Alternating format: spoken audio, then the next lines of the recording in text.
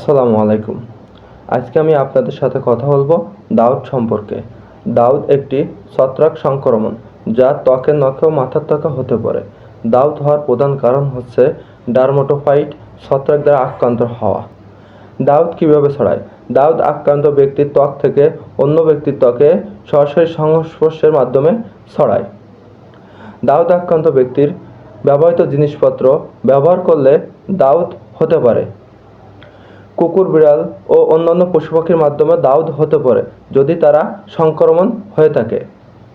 তাছাড়া ছত্রাক গরম আর্দ্রতার মাধ্যমে বৃদ্ধি পায়, তাই এ ধরনের আর্দ্রতার মধ্যে থাকলে দাউদ হওয়ার সম্ভাবনা থাকে। দাউদ হওয়ার লক্ষণগুলি: ত্বকে গোলাকার লাল ও চুলকানিযুক্ত ফুসকুড়ি হয়ে থাকে। মাথার ত্বকে হলে চুলকানি, খুশকি ও টাকের মতো সমস্যা দেখা দিতে পারে।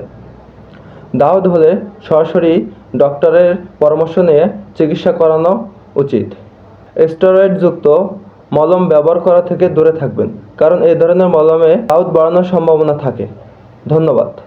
ভালো থাকবেন, সুস্থ থাকবেন। আবারও দেখা হবে পরবর্তী কোনো ভিডিও নিয়ে। আসসালামু আলাইকুম।